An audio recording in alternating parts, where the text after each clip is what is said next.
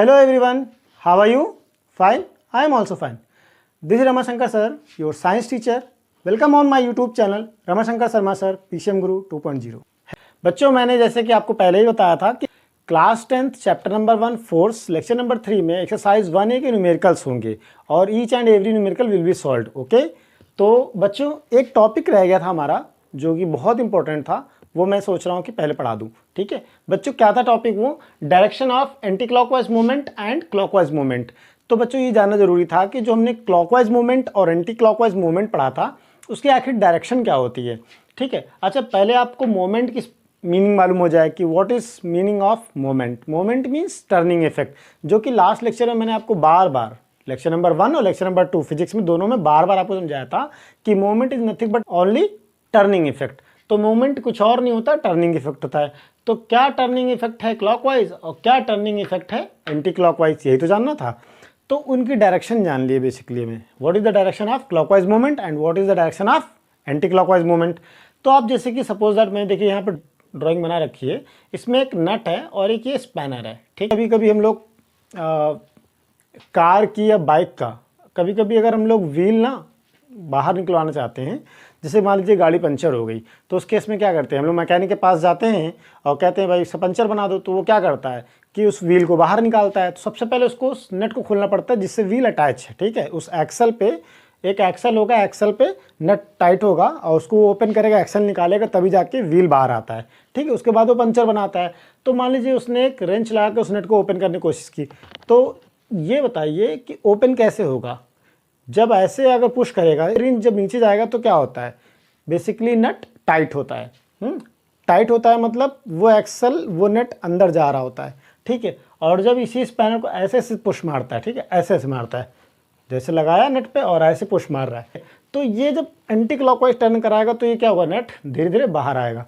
नट धीरे धीरे बाहर आ रहा है. देखिए आपने रेंच को क्या किया है, एंटी क्लॉकवाइज टर्न दिया है, लेकिन नट क्या आ रहा है, बाहर आ रहा है. इसका मतलब क्या कह सकते हैं कि एंटी क्लॉकवाइज जो टर्न है वो एंटी क्लॉकवाइज मूवमेंट देता है, जो कि डायरेक्टेड क्या होता है, आउटवर्ड्स होता है. ठीक है, आउटवर्ड्स होता है. आपके एंटी क्लॉकवाइज टर्निंग से, एंटी क्लॉकवाइज मूवमेंट से नट बाहर आ रहा है, आउटवर्ड्स आ रहा है. इसका मतलब जो direction of anti clockwise movement है क्या है, ऑलवेज आउटवर्ड्स. इसी तरह से जो मूवमेंट है उसकी डायरेक्शन क्या होगी, जब भी आप क्लॉकवाइज टर्न देते हैं तो ये जब स्पैनर आप ऐसे से करोगे ना, तो उसके इसमें क्या होगा, ये नट क्या करेगा, टाइट होता है. टाइट होता मतलब क्या, अंदर की तरफ जा रहा होता है ना. उस पर जो चूड़ी नहीं होती है, बोल्ट की जो चूड़ी होती है, उस पर क्या होता है, नट टाइट होता है. ठीक है, यानी जब भी आप क्लॉकवाइज टर्न देंगे, क्लॉकवाइज मूवमेंट देंगे, तो नट आपका कहाँ जाएगा, अंदर की तरफ टाइट होगा. ठीक है, तो clockwise movement, clockwise turn means clockwise movement और डायरेक्टेड इनवर्ड्स ऑलवेज. ठीक है, तो बच्चे इसके और भी एग्जाम्पल है. जैसे दोना पत्तल मशीन है. दोना पत्तल मशीन आप कभी जाके देखेंगे, अगर मैनुअल मशीन है तो उसमें बंदा अगर ऐसे से क्लॉकवाइज टर्न कराता है तो क्या होता है, वो मशीन नीचे की तरफ, वो पूरा एक्सल जो है पूरा वो नीचे आता है, प्रेस कर देता है. ठीक है, एक्चुअली दोना पत्तल मशीन भी एक प्रेसिंग मशीन का एग्जाम्पल है. तो प्रेसिंग मशीन्स में ऐसा होता है कि जब भी आप उसको क्लॉकवाइज टर्न देते हैं, नीचे की तरफ वो आता है एक्सल, पूरी रॉड नीचे की तरफ आती है, जो भी चीज़ होगी उसको प्रेस कर देगी. ठीक है, और जब भी आप एंटी क्लॉकवाइज टर्न लेंगे तो नट ऊपर हो जाएगा. ठीक है, तो क्लॉकवाइज टर्न देने पे क्या होता है, डायरेक्टेड इनवर्ड्स होता है. एंटी क्लॉकवाइज टर्न देने पे डायरेक्टेड आउटवर्ड्स होता है. तो इस तरह से बच्चों आप लोग समझ लिया आपने direction of clockwise and anti clockwise movement. चलिए इसको नोट कीजिए बच्चों, फिगर बना लीजिए, फिगर सेम है. चलिए बच्चों नोट कर लेता आपने. क्वेश्चन नंबर 15 को देखिए. क्वेश्चन नंबर 15 में क्या लिखा है कि A, B and C are 3 forces each of magnitude 4 newton. Force A, force B and force C each are of magnitude 4 newton acting on the plane of paper as shown in the figure 1.26. This is the figure. Point O lies in the same plane. So by using this formula, tau equal to F into D, because the moment of force is depend upon the two factors. First is the magnitude of force and second is the perpendicular distance between the line of action of force from the vertical axis of rotation. Perpendicular distance देख लीजिए किसी कम है. Perpendicular distance आपकी force C की 0.6 है, इसकी 0.9 है force A की, और फोर्स B की है 0.8. तो minimum perpendicular distance is 0.6 metre from the force C. So the which force has the least moment, the force C, because the perpendicular distance of this force from the point O is minimum. तो minimum distance has minimum moment of force. Second part, which force has the greatest moment about O? Because each magnitude of force is equal to 4 Newton. So that's why the perpendicular distance is only one reason which can differentiate the moment of these forces. Force A, because it has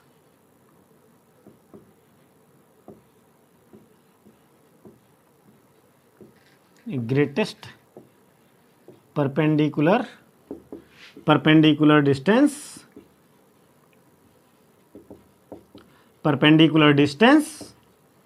from the point O. Okay. Now third part, name the forces producing the clockwise and anti-clockwise movements. So which force are there which are producing the clockwise movement? This one and this one. Okay. Third part, भाई point ओ के about में अगर ये force ऐसे लग रहा है तो ये घूम के तो ऐसा ही आएगा ना, और जो पॉइंट ओ के अलाउंग में ये बी फोर्स है, बी फोर्स भी डायरेक्टेड टुवर्ड्स है तो जाएगा तो कहीं भाग तो जाएगा नहीं। तो इस पॉइंट से क्या है, पॉइंट ओ से पाइवटेड यानी बंधा हुआ है ना, तो कितना भी कोशिश करेगा ये राउंड होगा क्लॉकवाइज ही। लेकिन ये फोर्स जो लगा हुआ है ये पॉइंट ओ के अबाउट में ये एंटी क्लॉकवाइज, तो A and B forces give clockwise movements, A, B,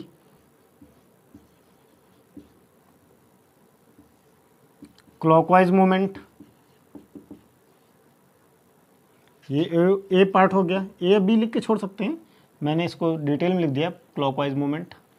अब बी पार्ट आपका हाई है एंटी क्लॉकवाइज मूवमेंट। आपको नेम द फोर्सेस, तो आपको सिर्फ करना है एंटी क्लॉकवाइज मूवमेंट के लिए which force is responsible, C.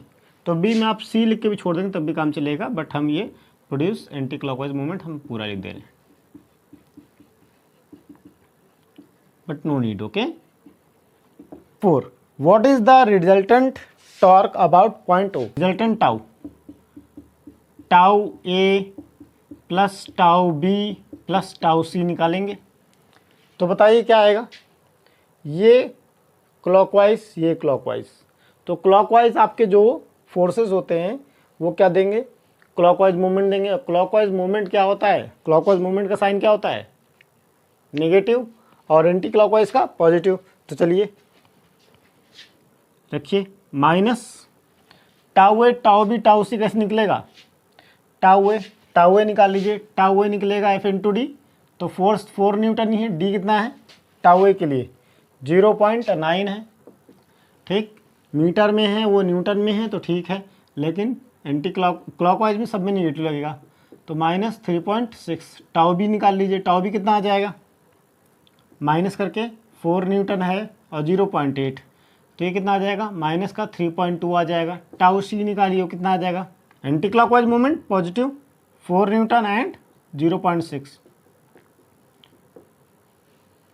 So tau A plus tau B plus tau C निकाल लीजिए, कितना आ जाएगा, माइनस माइनस वाले ऐड हो जाएंगे, 6 to 8 और 3 6 माइनस में और प्लस में 2.4। अब ये opposite sign will subtracted always, mathematics rule, तो 8 - 4 4 और 6 - 2 4 और माइनस का बचिएगा क्योंकि ग्रेटर साइन इज माइनस, तो ये आ जा रहा रिजल्टेंट टाउ -4.4 न्यूटन मीटर। तो क्या आ जाएगा, सब कुछ ऐड करेंगे तो -4.4 न्यूटन मीटर। यूनिट जरूर लगाएंगे रिजल्टेंट टाउ लिखते वक्त। ओके, और ये जो बचा है -44 न्यूटन मीटर, या तो ये आंसर है, अदरवाइज अगर आप 4.4 न्यूटन मीटर लिख के छोड़ेंगे तो उस केस में आप यहाँ पे तुरंत ही माइनस की वजह से क्लॉकवाइज लिखेंगे, क्लॉकवाइज। ठीक है, क्वेश्चन नंबर 15 का सोल्यूशन नोट कर लिया था। चलिए अब आते हैं एमसीक्यूज पे। ठीक है, न्यूमेरिकल पे आने से पहले जस्ट हम एमसीक्यूज के क्वेश्चन को एक बार स्टडी कर लेंगे, देख लेंगे क्या कह रहा है वो। ठीक है, नहीं उसको बहुत ज़्यादा डीप में, बट समझ तो लेंगे। ठीक है, मल्टीपल लिखा है एमसीक्यूज में, the moment of force about a given axis depend, 4 option दे रखे हैं, only on the magnitude of force, only on the perpendicular distance of the force, from the axis, neither on the force nor the perpendicular distance of the force from the axis on both of the force and its perpendicular distance from the axis. Which option is correct? Fourth, D part. क्योंकि आपने देखा था ना formula tau equal to F into D, तो F into D में जो दोनों factor हैं आपके magnitude of force F and D the perpendicular distance, both are responsible to generate the moment of force. Tau को बनाने वाले दोनों फैक्टर, तो दोनों इंपॉर्टेंट है. ओके, तो ऑप्शन डी सही होगा. और क्वेश्चन नंबर 2 पे आइए. A body is acted upon by the two unequal forces in opposite direction but not in the same line, the effect is that. First option, a body will only have the rotational motion, the body will only have a translational motion, the body will have neither translational nor rotational motion, the body will have rotational as well as the translational motion. Which option is correct? देखिए इस question में एक बहुत प्यारी सी चीज़ है, important चीज़ है, आपको समझनी पड़ेगी. इस क्वेश्चन में ये बोला है कि टू अनइक्वल फोर्सेस एक्ट कर रहे हैं और अपोजिट डायरेक्शन में वर्क कर रहे हैं, लेकिन एक लाइन में नहीं है. तो अगर एक लाइन में नहीं है तो जाहिर सी बात है बॉडी इक्विलिब्रियम में तो नहीं रहेगी. ठीक है, सपोज दैट ये बॉडी है. ठीक है, तो उस बॉडी पे टू अपोजिट फोर्स एक्ट कर रहे हैं but not in a same line. यानी अगर एक आप F1 ऐसे मान सकते हैं तो F2 आपको ऐसे मानना पड़ेगा. अपोजिट है ना, two opposite forces but not acting in a same line. साथ में ये मतलब अगर ऐसा केस होता है तो उसको आप जानते हैं रोटेशनल मोशन होता है. लेकिन रोटेशनल मोशन के लिए एक और कंडीशन जरूरी है कि body should be pivoted at any point. कुछ भी ऐसा बोला नहीं कि पाइवटेड है कहीं पर, फिक्स तो है नहीं. फिक्स होगी तो रोटेशनल होता ना सिर्फ. अब चूंकि इस बॉडी पे फोर्स एक्ट कर रहे हैं तो मोशन तो होगा ही, बट फिक्स रोटेशनल नहीं होगा क्योंकि पाइवटेड नहीं है. तो साथ में रोटेशनल के साथ साथ आपका ट्रांसलेशन मोशन भी होगा. ठीक है, क्योंकि बॉडी फ्री है. जैसे कि हमारी अर्थ का मोशन कैसा है, ऐसा ही है. ठीक है, rotational as well as circular. तो ऑप्शन डी इज करेक्ट. ठीक है, the body will have rotational as well as translational motion. ठीक है, अब आइए न्यूमेरिकल पे. न्यूमेरिकल नंबर 1 कह रहा है the moment of force of 10 newton about a fix point O is 5 newton metre. Calculate the distance of point O from the line of action of force. The moment of force of 10 Newton. Since given, what is the method to give your answer? First of all, write given things. Given the force F equal to 10 Newton, 5 Newton meter. Okay, tau is given, 5 Newton meter. Moment of force is given. Calculate the distance of the point O, D equal to question mark. Now using formula,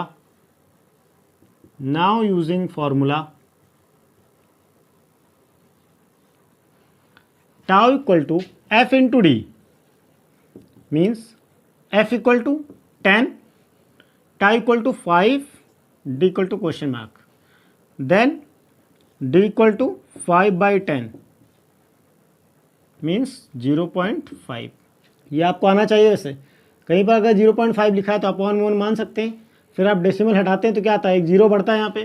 तो आप 0.5 को क्या लिख सकते हैं, 5/10 आता है. तो अगर 0.5 से 5/10 पे जाते हैं तो 5/10 को हम 0.5 लिख सकते हैं, नहीं सकते हैं. क्यों? क्योंकि अगर अपॉन में 10 है तो 1 डेसिमल प्लेस पे कवर हो जाएगा. तो D इक्वल टू क्या आ गया, 0.5 metre is your answer. Note it. Let's move on. Question number 2. Question number 2 is a nut is opened by a wrench of length 10 centimeter. Okay. If the least force requires 5 Newton. Okay. ये कह रहे हैं कि एक wrench है, इसकी length 10 centimetre है. तो अगर ये नट है, ठीक है, अगर ये नट है और इसको आप एक ऐसे रिंच से ओपन कर रहे हैं. ठीक है, एक ऐसे आपने रिंच से ओपन कर रहे हैं. सपोज दैट मैंने ये बोला इस रिंच से आप ओपन कर रहे हैं और इसकी लेंथ आपको 10 सेंटीमीटर दे रखी है. ठीक है, और ये आपका पाइवटेड पॉइंट है. तो मतलब यहाँ से ये क्या दे रखा है, पाइवटेड पॉइंट से जो ये लेंथ दे रखी है, तो ये फोर्स तो आप यहीं से अप्लाई करेंगे. फोर्स की डायरेक्शन तो ऐसे ही होगी F, और उसकी वैल्यू क्या दे रखी है, फोर्स की 5 न्यूटन दे रखी है. तो line of action of force ये है. ठीक है, और पाइवटेड पॉइंट ये है, तो इसके बीच डिस्टेंस परपेंडिकुलर डिस्टेंस क्या हो जाएगी. तो सोल्यूशन लिखेंगे. सबसे पहले हम लिखेंगे गिवन, जो गिवन वो लिख लेंगे. गिवन क्या है, the force is 5 Newton and the perpendicular distance is 10 centimetre. ध्यान देंगे यहाँ पे बच्चों. अगर आप क्वेश्चन न्यूमेरिकल फिजिक्स में लगा रहे हैं तो ध्यान देंगे कि सारी आपको जितनी भी फिजिकल क्वांटिटीज़ दी जाएंगी उसके सारे यूनिट को आप पहले एसआई यूनिट में कन्वर्ट कर लेंगे। अब यहाँ पे डी आपको सेंटीमीटर में दे रखा है जबकि ये न्यूटन दे रखा है, तो फोर्स तो आपका एसआई यूनिट में है लेकिन डिस्टेंस आपका सेंटीमीटर में, तो इसको पहले कन्वर्ट कर लीजिए। तो सेंटीमीटर 1 मीटर इक्वल टू क्या होता है 100 सेंटीमीटर। तो इस स्केल से आप समझते हैं ना कि अगर मीटर को कन्वर्ट करना हो सेंटीमीटर में तो 100 से मल्टीप्लाई करेंगे, और सेंटीमीटर से मीटर को कन्वर्ट करना हो तो क्या करें 100 से डिवाइड करेंगे। तो इसको क्या करेंगे 10/100, तो किस में कन्वर्ट हो जाएगा मीटर में आ जाएगा, 10 10 जा 100, तो ये आ गया 1/10 मीटर। ओके चलिए, और क्या है find the moment of force need to turn the boat. ठीक है, tau equal to question mark, using formula same,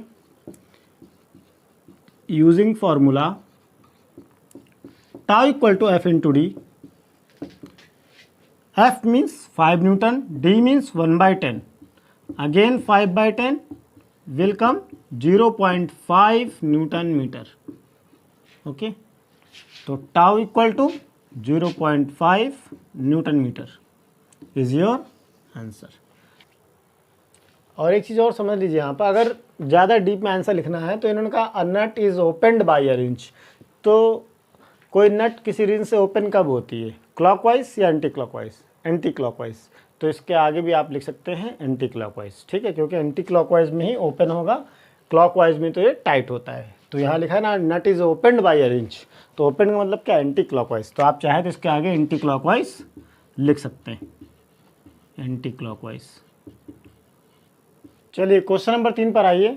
question number 3 में देखिए क्या है, a wheel of diameter 2 metre is shown in the figure 1.28। Okay, तो चलिए figure देख लीजिए, बुक का क्या है, फिगर है आपका लाइक दैट अ सर्कुलर, क्या कह रहे हैं, a wheel of diameter 2 metre is shown in the figure 1.2 with the axle O, ये ओ पे एक्सल है, a force 2 newton is applied at B, B पर अप्लाई है, in the direction shown in the figure, direction भी आपको बताइए force की, calculate the moment of force about the centre O and the point O. ठीक है, तो ये line of action of force हो गई जो ऐसे जा रही है, ठीक है, और ये आपका हो गया है पॉइंट ओ यानी पाइवोटेड पॉइंट। तो इससे इसकी परपेंडिकुलर डिस्टेंस कैसे देखेंगे, ठीक है, व्हील है, कोई भी व्हील ले लीजिए, ठीक है, और उसके जो एक्सल है सेंटर पॉइंट से उसको आपने एक ऐसे परपेंडिकुलर लाइन इमेजिन कर ली।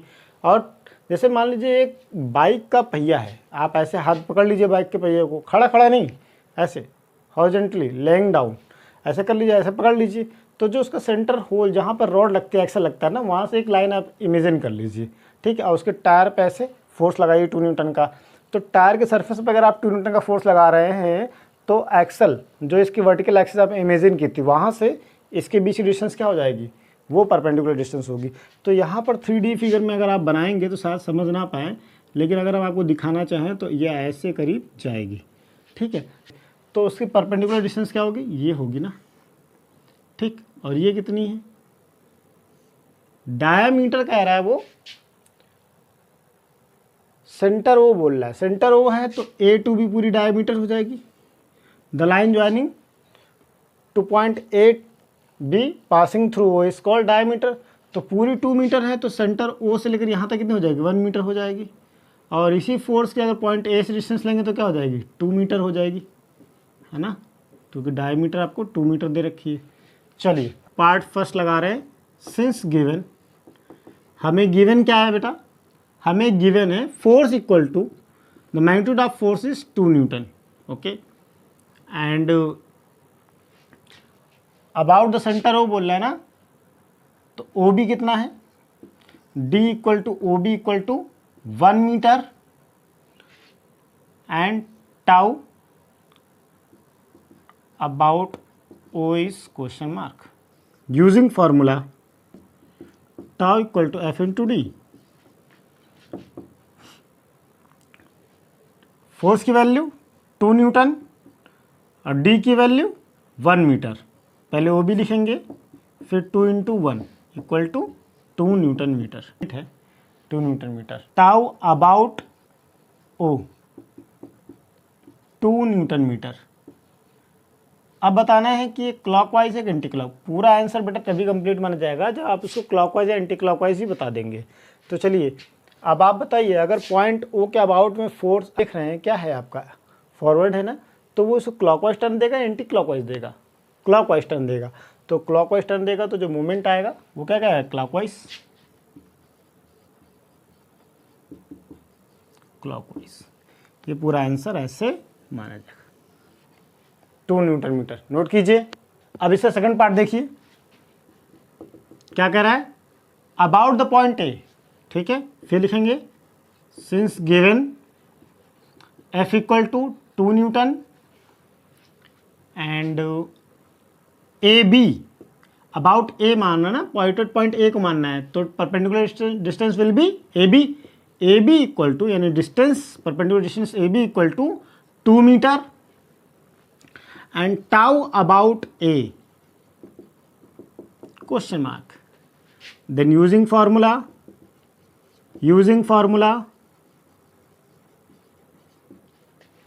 Tau equal to F into D, तो tau about A equal to F, the amount of force, the magnitude of force is 2 and distance is 2 also, equal to 4 newton metre. About A equal to, complete answer will be 4 newton metre.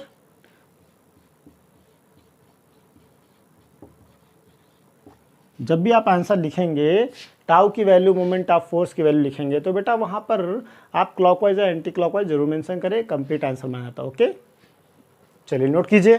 Question number 4 देखिए। Now question number 4 is the diagram in the figure 1.29 shows two forces F1 and F2 of magnitude 5 Newton and 3 Newton acting at a point A and B respectively of a rod pivoted at a point O, okay, O पर pivoted है, such that OA and OB is given, OA and OB is given, then the moment of force F1 about O, तो F1 का moment पूछ रहे हैं about O और F2 का moment पूछ रहे हैं अबाउट O और टोटल मोमेंट पूछ रहे हैं अबाउट O। 3 पार्ट है, चलिए तीनों पार्ट करते हैं। First, since we have F equal to 5 newton, D equal to OA equal to 2 metre, then tau equal to, then tau about O equal to F into D equal to, F means 5, D means OA, 5 into OA means 2 equal to क्या आ जाएगा, 10 newton metre. अच्छा, ये तो ठीक हो गया, 10 newton metre आएगा। बट अब बताइए, ये फोर्स अगर अबाउट ओ पे अगर डाउनवर्ड्स एक्ट करे, then what will be the moment of force, clockwise और एंटी क्लॉकवाइज? ये क्या देगा बेटा, ये फोर्स क्या देगा? अगर ये यहाँ पर फिक्स है, ये रॉड हिल नहीं सकती, पाइवटेड है, बंदी है, और आप यहाँ फोर्स लगाओगे तो ये कहाँ जाएगी बताओ? उधर आपका रोटेट करेगी, ऐसे रोटेट करेगी कि ऐसे रोटेट करेगी, यानी कि एंटी क्लॉकवाइज रोटेट करेगी। ठीक है, तो ये क्या आंसर आ जाएगा, anti clockwise. 10 newton metre anti clockwise. Second part आ जाइए। सेकंड पार्ट क्या कह रहा है? सेकंड पार्ट आप कह रहा the moment of force F2। तो क्या कहेंगे, since we have for F2 देखिए, F equal to 3 newton, D equal to क्या हो जाएगा, इस फोर्स की पॉइंट O से कितनी डिस्टेंस है, 4 metre. OB equal to, distance equal to OB equal to 4 metre. So tau about O equal to F into D. F की value 3 newton, D की वैल्यू 3 इंटू फिर 4 लिखेंगे तो आएगा 3 4 जा 12 न्यूटन मीटर क्लॉकवाइज। ठीक है, तो ये आपका पहला आंसर था, ये आपका सेकंड क्लॉकवाइज पूरा लिखेंगे, सेकंड आंसर था। अब थर्ड पार्ट पे आइए। थर्ड पार्ट का total moment of two forces about, तो F टाउ 1 10 न्यूटन मीटर, वो भी टी क्लॉकवाइज, और टाउ टू आया था आपका F2 के लिए, जो टाउ टू 12 न्यूटन मीटर, और ये आया था आपका क्लॉकवाइज, ठीक है। Then total moment question mark, total moment tau equal to, total moment tau equal to tau 1 plus tau 2। तो टाउ 1 तो एंटी क्लॉकवाइज है, एंटी क्लॉकवाइज मोमेंट क्या लेते हैं, पॉजिटिव, तो +10, और ये 12 न्यूटन मीटर क्लॉकवाइज है तो क्लॉकवाइज मोमेंट को लेते हैं निगेटिव, तो -12। सॉल्व करेंगे अपोजिट साइन तो क्या आएगा, -2 न्यूटन मीटर आएगा, ठीक है। टोटल टाउ, तो टोटल टाउ आया है -2 न्यूटन मीटर। इसका मीनिंग क्या आ गया, tau equal to 2 newton metre, और माइनस में है तो clockwise, okay. Let's move on question number 5। What is question number 5? Question number 5 is two forces each of magnitude 10 newton act vertically upward and downward, एक upward एक downward है, respectively at the point A and B of the uniform rod of length 4 meter which is pivoted at point O. This is the uniform rod AB pivoted at O midpoint, okay. Note that O is the midpoint of rod AB, so it will be 2 meter and it will be also 2 meter, okay. As shown in the figure 1.30, determine the magnitude of the resultant moment of force, okay. आपको resultant moment of forces निकालना है about point O. So, solution number 5, since given F1 equal to F2 equal to 10 Newton, D1 equal to D2 equal to AB by 2 equal to 2 meter. Total moment of force, total moment of force tau equal to question mark. So resultant tau equal to tau 1 plus tau 2 equal to F1 into D1 plus F2 into D2. Okay, solve F1. F1 means 10 Newton, but it is clockwise, so take negative, into D1. D1 means D1 D2 both 2, and now again plus F2. F2 is clockwise, then take negative, -10 into this force about pivoted O, so OB means 2, D2 2, then value will be -20 plus -20 equal to -40 Newton meter. The net tau equal to -40 Newton meter, or we can write tau total या tau resultant equal to 40 Newton meter, minus में है तो clockwise, okay, your answer, ठीक है। अच्छा, इसमें एक चीज़ और समझनी है कि यूनिफॉर्म रॉड है तो यूनिफॉर्म रॉड पे उसका खुद का वेट उसके मिड पॉइंट पे एक्ट करता है, ठीक है, उसका खुद का वेट इसके मिड पॉइंट पे एक्ट करता है। तो मान लीजिए इसका वेट अगर W होता तो W भी अगर हम लिखते तो यहाँ पर W का मैंने क्यों नहीं लिया है, क्योंकि W वेट जो इसका यूनिफॉर्म रॉड का आता, तो अगर इस फोर्स की अबाउट पॉइंट O लेंगे तो उसकी परपेंडिकुलर डिस्टेंस 0 होगी, इसलिए इस यूनिफॉर्म रॉड के खुद के वेट का मोमेंट नहीं आएगा, तो वो 0 आता है। तो इसीलिए मैंने इसमें मेंशन नहीं किया है, लेकिन आप इसको ध्यान देंगे कि आपके 2 फोर्सेस तो हैं, बट एक यूनिफॉर्म रॉड का जो खुद का वेट होता है, हाँ, its own weight at its mid point always, ठीक, याद रखिएगा कि for a uniform rod own weight is always act at its mid point O, ठीक है। मतलब अगर 10 सेंटीमीटर की रॉड है तो 5 सेंटीमीटर उसका मिड पॉइंट होगा, तो 5 सेंटीमीटर पे उसका खुद का अपना वेट एक्ट करता है वर्टिकली डाउनवर्ड्स। तो चूंकि अबाउट पॉइंट ओ ही ले रहे थे तो इस फोर्स का मोमेंट जो है 0 आएगा, इसलिए मेंशन नहीं किया है। तो आपका आंसर, ठीक है, आप चाहें तो यहाँ मेंशन कर सकते हैं, ठीक है, टाउ 3 करके, हाँ, W इक्वल टू यहाँ पे चाहें तो आप मेंशन कर सकते हैं W इंटू परपेंडिकुलर डिस्टेंस 0, यहाँ पे भी लिख सकते हैं टाउ 3। चलिए नोट कीजिए। लेक्चर में आगे बढ़ने से पहले मैं ये कहना चाहूँगा कि अगर आप चैनल पर नए हैं, अगर अभी तक आपने चैनल को सब्सक्राइब नहीं किया है तो पहले वीडियो को लाइक करें और चैनल को सब्सक्राइब करें और इसी तरह से मेरा हौसला बढ़ाते रहें। बच्चों, जैसा कि आप जानते हैं कि मैं इस चैनल पर physics, chemistry, maths, class 10th, ICSE board, particularly मैं तीनों सब्जेक्ट के लेक्चर रिकॉर्ड कर रहा हूं।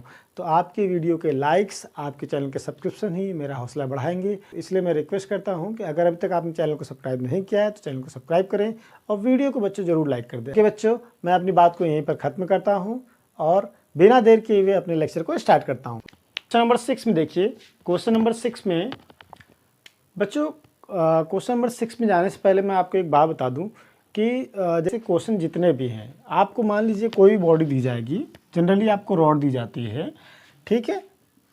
मान लीजिए वो रॉड AB है, ठीक है, और कोई पाइवटेड पॉइंट आपको दे दिया जा रहा है, जैसे कि मान लीजिए ये हो, ठीक है। तो आपको बोलेंगे कि रिजल्टेंट मोमेंट ऑफ फोर्स निकालिए। तो रिजल्टेंट मोमेंट ऑफ फोर्स निकालने के लिए बस बेसिकली ऐसे क्वेश्चंस में आपको टोटल नंबर ऑफ फोर्सेस देख लेने होते हैं एक्टिंग एट एनी पॉइंट। मान लीजिए हमने कहा कि इस पर एक फोर्स लग रहा है F1 और इस पर एक फोर्स लग रहा है F2, ठीक है, F2, और सेंटर अगर यूनिफॉर्म रॉड है तो उसका एक सेंटर भी होगा, ठीक है। तो मान लीजिए मैंने इसका एक बोला कि सेंटर एक पॉइंट है C, ठीक है। तो यूनिफॉर्म रॉड के सेंटर पे इसका वेट वर्क करता है, लेकिन ये बॉडी पाइवटेड एट O है। तो आप क्या टोटल नंबर ऑफ फोर्सेस कितने हो गए? Number 1 force at A acting at A, force number 2 acting at B, force number 3 acting at its centre point. Okay, देखिए सेंटर पॉइंट यानी मिड पॉइंट अलग होता है यूनिफॉर्म रॉड का और आपका जो पाइवटेड पॉइंट होता है वो अलग होता है। यानी कि किसी दिए गए क्वेश्चन में अगर आप एक्सरसाइज 1A, ठीक है, फोर्स के एक्सरसाइज 1A के क्वेश्चंस लगा रहे हैं तो आपको total number of forces find out करने होते हैं, ठीक है, और पाइवटेड पॉइंट देखना होता है। तो इस पाइवटेड पॉइंट के अबाउट में आपको इन फोर्सेस का मोमेंट निकालना है और सारे मोमेंट को निकाल के, जैसे कि F1 का निकालेंगे तो क्या आ जाएगा टाउ 1, F2 के लिए निकाल लेंगे मोमेंट तो क्या आ जाएगा टाउ 2 और W के लिए निकालेंगे तो आ जाएगा टाउ 3। तो इस तरह से तीनों फोर्सेस के मोमेंट निकाल करके ऐड कर लीजिए तो रिजल्टेंट मोमेंट ऑफ फोर्स आ जाएगा। आइए क्वेश्चन नंबर 6 पे आइए, सॉल्यूशन। इसका पहले फिगर देख लेते हैं। फिगर क्या है? एक पॉइंट A है और इस पर एक फोर्स एक्टिंग अपवर्ड्स डायरेक्शन में है F इक्वल टू 10 न्यूटन और एक पॉइंट B है आपका, ठीक है, इस पर एक्टिंग डाउनवर्ड्स है F इक्वल टू 10 न्यूटन, ठीक है, और इन दोनों के ठीक मिड पर एक पॉइंट O है, ठीक है, और इन दोनों forces, line of action of forces के बीच की डिस्टेंस जो है वो 50 सेंटीमीटर, ठीक है। तो ये फिगर है, फिगर 1.31। अब क्वेश्चन को पढ़ लेते बच्चों, ठीक है।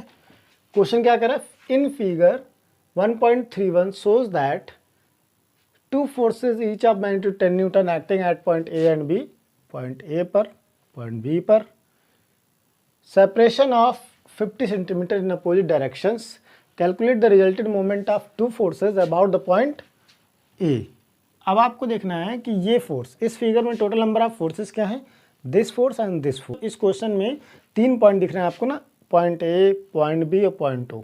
तो इन फोर्सेस का इन्हीं तीनों पॉइंट के अबाउट में हमें मोमेंट ऑफ फोर्स निकालना है। आइए first part, since we have F1 10 newton, हम O से इस फोर्स की परपेंडिकुलर डिस्टेंस मान लेते हैं OP और इस फोर्स की परपेंडिकुलर डिस्टेंस मान लेते हैं OQ, ठीक है।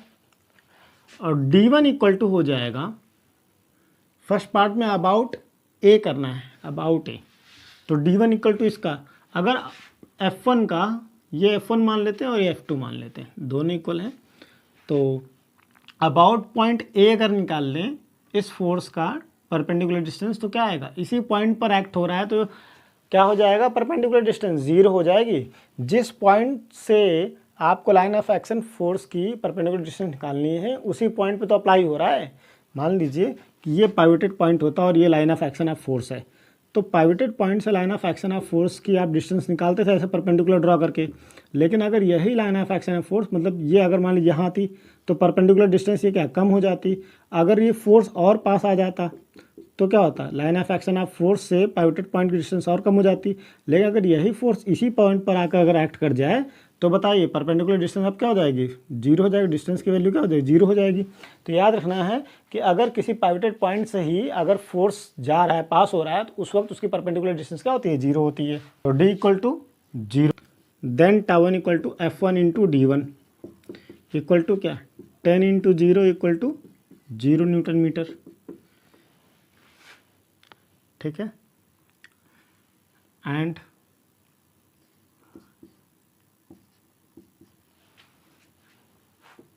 यहाँ से F2 की वैल्यू भी ले लेते हैं 10 न्यूटन, और D2 की वैल्यू क्या हो जाएगी, F2 की पॉइंट A के रिस्पेक्ट में कितनी डिस्टेंस है, 50 सेंटीमीटर।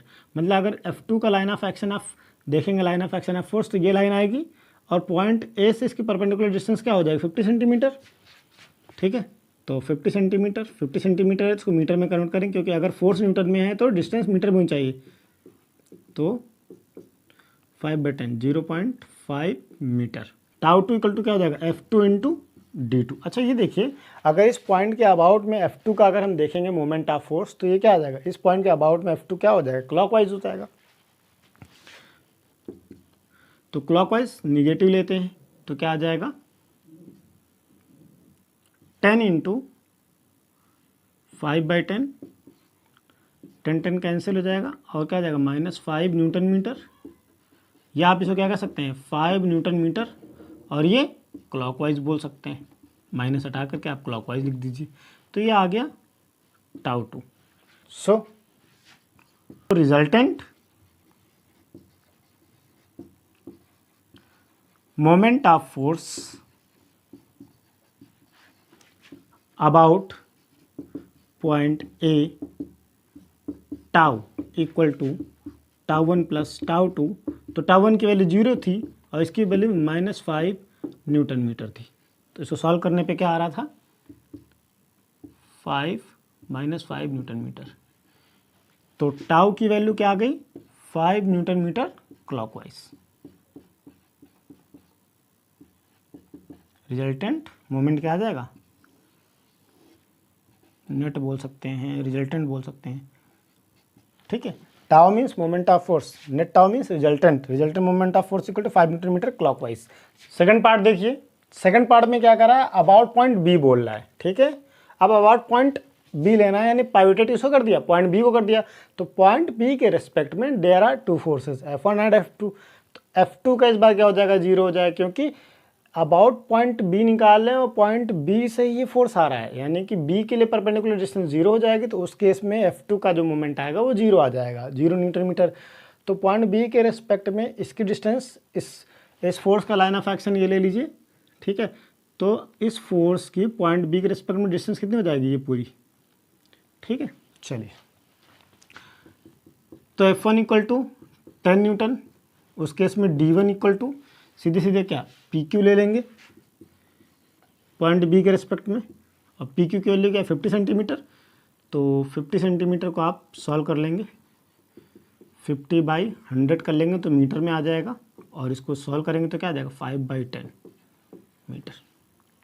और उसी के साथ में आप चाहें तो इसका F2 इक्वल टू 10 न्यूटन, लेकिन D2 जब लेंगे तो D2 इक्वल टू क्या आएगा, 0 centimetre equal to 0 metre, 0 centimetre या 0 मीटर आप ले लें।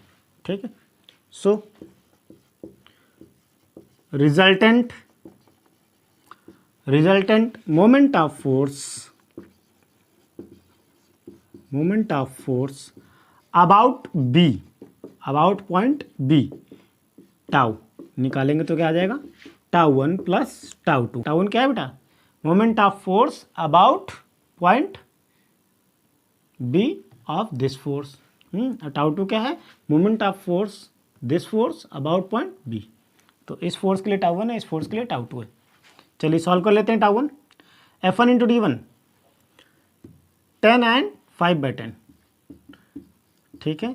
साथ में अगर पॉइंट बी के अबाउट में देखेंगे तो ये फोर्स क्या देगा, क्लॉकवाइज रोटेशन यानी क्लॉकवाइज मोमेंट, उसके से माइनस ले लेंगे फोर्स को, ठीक है। और प्लस ये तो हो गया हमारा टाउ1। टाउ2 की बात करेंगे तो टाउ2 में इसी पॉइंट पे लग रहा है तो टू की वैल्यू 10 न्यूटन और डिस्टेंस 0 है, तो उस केस में क्या आ जाएगा, -5 न्यूटन मीटर, ये भी आ जाएगा 5 newton metre and clockwise also. अगर आपको मोमेंट ऑफ फोर्स की वैल्यू नेट कह देंगे, यहाँ पे मोमेंट ऑफ फोर्स की वैल्यू निगेटिव आ रही है मतलब बेटा क्लॉकवाइज, और कहीं पे अगर आपको मोमेंट ऑफ फोर्स क्लॉकवाइज बोलेंगे तो वहाँ पर आप निगेटिव कर लेंगे, ठीक है। ये आंसर हो गया, बॉक्स में करके यहाँ पे आंसर लिख दीजिए, नोट कीजिए। चलिए पार्ट थर्ड पे आते हैं। पार्ट थर्ड क्या कर रहा है, अबाउट पॉइंट ओ जो कि situated exactly at the middle of the two forces, ठीक है। अब आपको पाइवोटेड पॉइंट ले लेना ओ जो कि इन दोनों फोर्सेस के ठीक मिड पॉइंट पर है। अगर ये 50 सेंटीमीटर है तो ये किस पॉइंट पे है, 25 सेंटीमीटर पे है। तो चलिए, तो 25 सेंटीमीटर पे है तो इधर 25 डिस्टेंस हो जाएगी, ओ क्यू डिस्टेंस भी क्या हो जाएगी 25 सेंटीमीटर हो जाएगी, और ओ पी क्या हो जाएगी 25 सेंटीमीटर। तो ये ओ क्यू हो गए 25 सेंटीमीटर और ये भी हो गई 25 सेंटीमीटर। चलिए,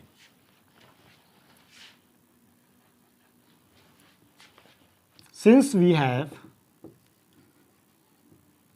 F1 equal to 10 newton and D1 equal to OP equal to 25 centimetre equal to 25/100 metre, ठीक है। आप इसको चाहें तो सॉल्व कर ले, 25 1 जा 25 4 जा 100, तो 1/4 मीटर आ जाएगा, ठीक है। इसी तरह से F2 निकाल लीजिए। F2 की वैल्यू कितनी है, सेम है 10 न्यूटन है, और D2 की वैल्यू क्या हो जाएगी, about point O, F2 force का अबाउट पॉइंट ओ लेंगे तो डिस्टेंस क्या आ जाएगा परपेंडिकुलर, ओ क्यू आ जाएगा, वो भी क्या 25 सेंटीमीटर। सॉल्व कर लेंगे। मतलब ये जरूरी है कि अगर आप कोई फिजिकल क्वांटिटी फिजिक्स में अगर आप सॉल्व कर रहे हैं तो all the unit should be in the SI unit, ठीक है। अगर आपका फोर्स न्यूटन में है तो डिस्टेंस भी मीटर में होना चाहिए, मतलब तो 25/100 मीटर, 25 1 जा 4 जा 100 इक्वल टू 1/4 मीटर, ये भी आ गया। तो चलिए, resultant moment of force about point O will be, tau की वैल्यू क्या हो जाएगी बच्चों, टाउ1 प्लस टाउ2 हो जाएगी, क्योंकि there are two forces only, okay, और we have to find the net moment of force about point O. तो दो फोर्सेस हैं तो दो के मोमेंट निकलेंगे, उनका सम अप कर लेंगे, आ जाएंगे। F1 की वैल्यू क्या करेंगे, F1 इंटू D1, तो भाई F1 इंटू D1 कर दिया, टाउ2 के लिए क्या कर देंगे, F2 इंटू D2 कर देंगे, ठीक है। बट ये टाउ1 में F1 है, ओ के अबाउट में ये देगा क्लॉकवाइज और ओ के अबाउट में ये भी देगा क्लॉकवाइज, तो दोनों निगेटिव लेना है। -10 इंटू 1/4 प्लस यहाँ पे भी लेना है -10 इंटू 1/4। सॉल्व कर लेंगे तो क्या आ जाएगा बच्चों, ये 2 2 जा 4 2 5 जा 10, 2 2 जा 4 2 5 जा 10, तो माइनस का 5/2 ये भी आ रहा है और यहाँ पे भी आ रहा है माइनस का 5/2। सॉल्व कर लेंगे तो माइनस का 2 टाइम्स 5/2,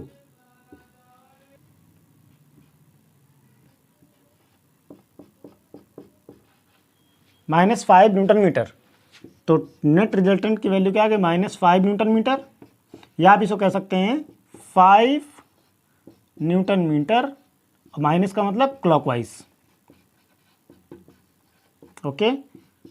नेट या resultant moment of force equal to 5 newton metre, okay. बेटा निगेटिव साइन आ रहा मतलब क्लॉकवाइज है, ओके। चलिए नोट कीजिए, तीनों पार्ट हो गए। Let's move on question number 7। Question number 7 देखिए, क्वेश्चन नंबर 7 में कह रहे हैं a steering wheel of diameter 0.5 metre is rotated anti clockwise by applying two forces, ठीक है। एक आपकी कार की स्टीयरिंग व्हील है, ठीक है, जिससे आप चलाते हैं कार में, तो उसमें क्या करते हैं हम लोग, देखिए एंटी क्लॉकवाइज अगर आपको लेना पड़ेगा तो एंटी क्लॉकवाइज, जैसे ये मान लीजिए, तो एंटी क्लॉकवाइज रोटेट करना मतलब वो क्या कह रहे हैं कि ऐसे ऐसे रोटेट कराइए, तो उस केस में जब आप ऐसे करेंगे तभी तो रोटेट होगी एंटी क्लॉकवाइज, तो एक फोर्स डाउनवर्ड्स और एक फोर्स अपवर्ड्स लगाना पड़ेगा, तभी जाके आपका ये स्टीयरिंग व्हील क्या होगा, एंटी क्लॉकवाइज रोटेशन लेगा, ठीक है। तो ये बोल रहे हैं कि draw the figure, first of all draw the figure to show the application of forces, तो मैंने ड्रॉ कर दिया। Calculate the moment of force applied, तो नेट रिजल्ट आपको निकालना है मोमेंट ऑफ फोर्स। चलिए सोल्यूशन 7, फर्स्ट पार्ट तो आपको जो दिख रहा है वो क्या है, as shown in the figure, ठीक है, ये हो गया। अच्छा दूसरा पार्ट क्या कह रहा है आपको, सेकंड पार्ट नहीं, नंबर नहीं पढ़ा, बट कह रहा है calculate the moment of force applied since we have. बेटा ऐसे क्वेश्चन मैंने क्या बोला था कि आपको टोटल नंबर ऑफ फोर्सेस देख लेना है और पाइवोटेड पॉइंट देख लेना है, ठीक है। तो जो फोर्सेस हैं उनका मैग्नीट्यूड देख लीजिए और पाइवोटेड पॉइंट जो भी होगा, जैसे इसका पाइवोटेड पॉइंट क्या होता है, स्टीयरिंग व्हील का पाइवोटेड पॉइंट क्या होता है, सेंटर पॉइंट ओ पॉइंट से इस फोर्स की परपेंडिकुलर डिस्टेंस क्या होगी और इस फोर्स की परपेंडिकुलर डिस्टेंस क्या होगी उससे। तो 0.5 मीटर क्या बोल रहा है, डायमीटर बोल रहा है, डायमीटर बोल रहा है 0.5, इसकी वैल्यू क्या हो जाएगी 0.5/2 मीटर हो जाएगी, ठीक है, क्योंकि डायमीटर आपको दे रखा है, लेकिन आपको क्या लेना है पर्टिकुलर OB और OA। तो since we have force F1 कितना है 5 न्यूटन लिख ले रहे हैं, और D1 OA क्या हो जाएगा 0.5/2 मीटर, हटेगा 20 और फिर क्या हो जाएगा 5/20, सॉल्व करेंगे तो 1/4 मीटर। इसी तरह से आपका D2 भी क्या हो जाएगा, D2 = OB, उसकी वैल्यू भी 0.5/2 मीटर है, सॉल्व करेंगे तो क्या आएगा 1/4 मीटर आ जाएगा। चलिए सो द रिजल्टेंट या net moment of force about O tau = τ1 + τ2। भाई दो ही फोर्स हैं तो दो ही मोमेंट निकलेंगे, τ1 और τ2, और दोनों का अगर आप एडिशन कर लेंगे तो नेट मोमेंट निकल जाएगा।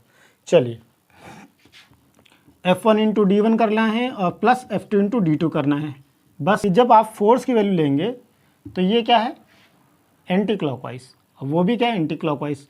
तो एंटी क्लॉकवाइज मोमेंट हमेशा क्या होता है पॉजिटिव होता है, तो +5 × 1/4 एंड +5 × 1/4, तो क्या हो जाएगा ये 5/4 + 5/4, सॉल्व करेंगे तो क्या हो जाएगा 2 × 5/4, सो 2 × 2 = 4, तो क्या आ जाएगा 5/2 आ जाएगा।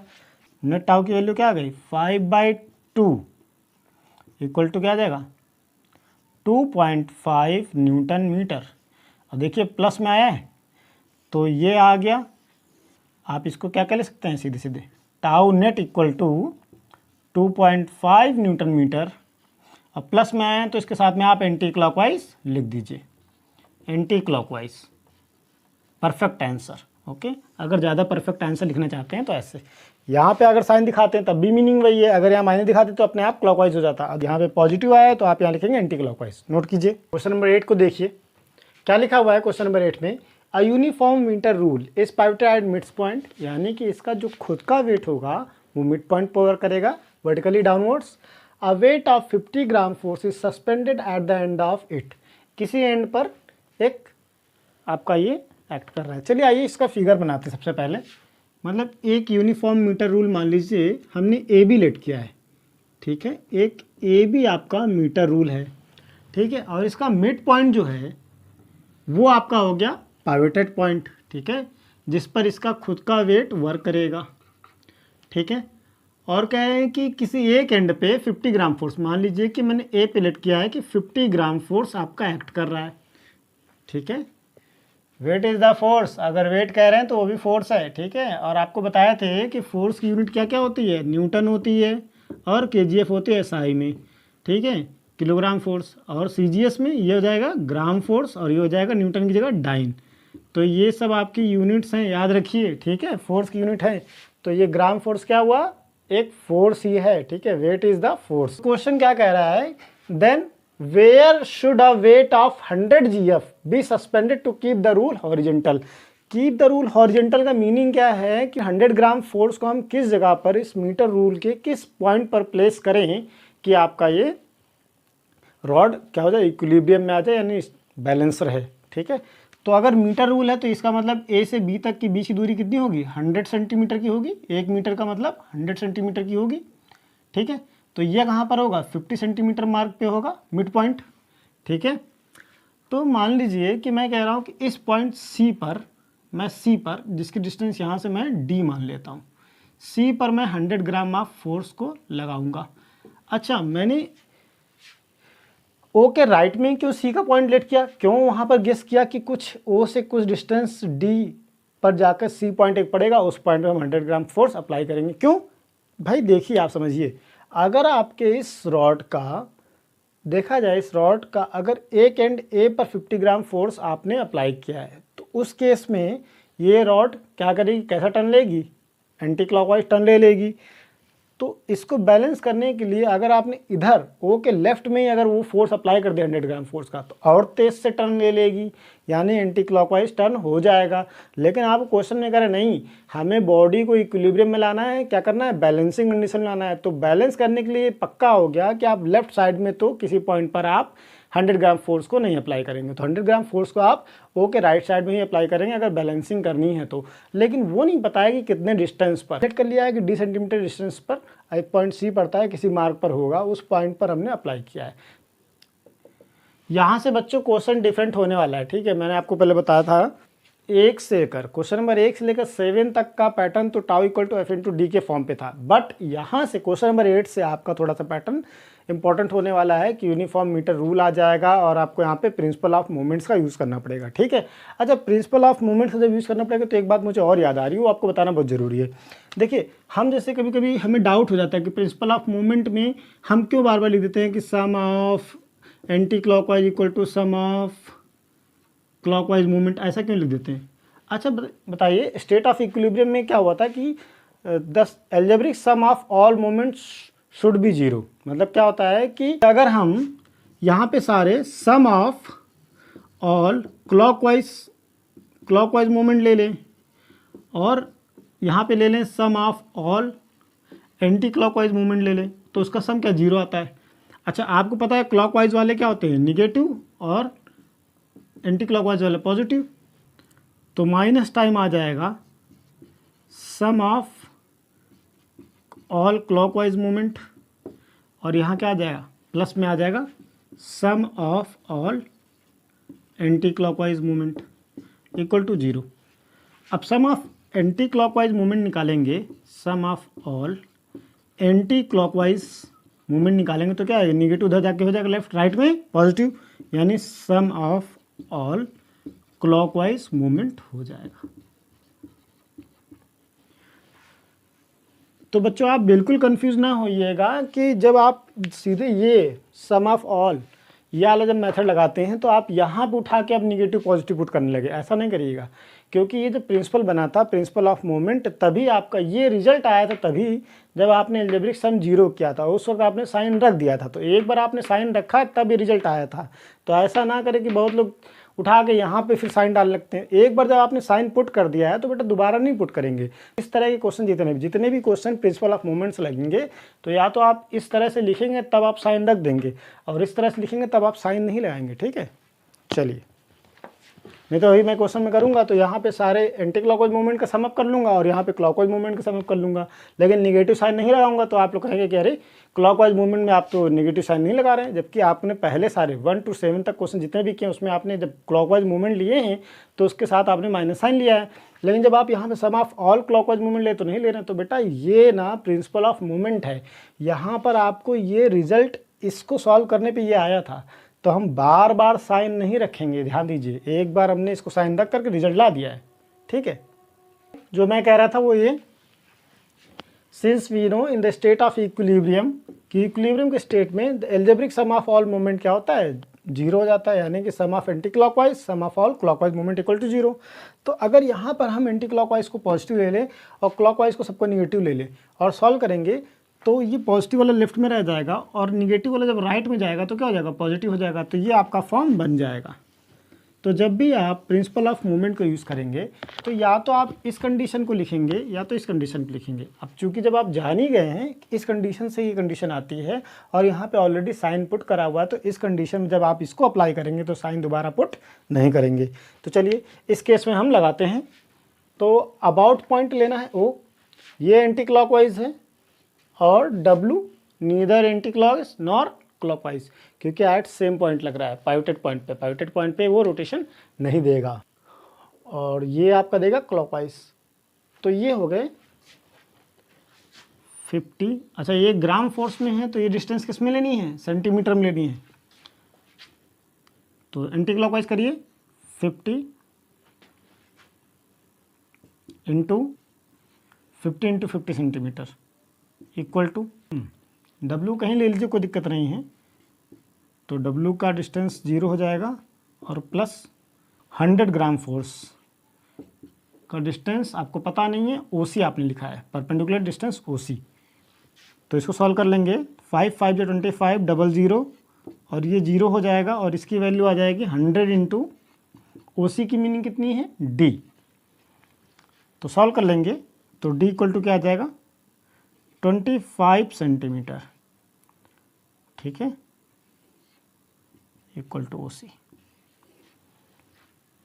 तो OC की वैल्यू अगर 25 सेंटीमीटर आ गया है तो इसका मतलब क्या है, मार्क से आप 25 सेंटीमीटर आगे जाइए, तो 25 सेंटीमीटर पे जाएंगे तो ये पॉइंट C किस पे आ जाएगा बच्चा, 75 सेंटीमीटर पे आ जाएगा। तो इसका आंसर कैसे लिखेंगे, इसका आंसर लिखेंगे कि where should a weight of 100 gram force is suspended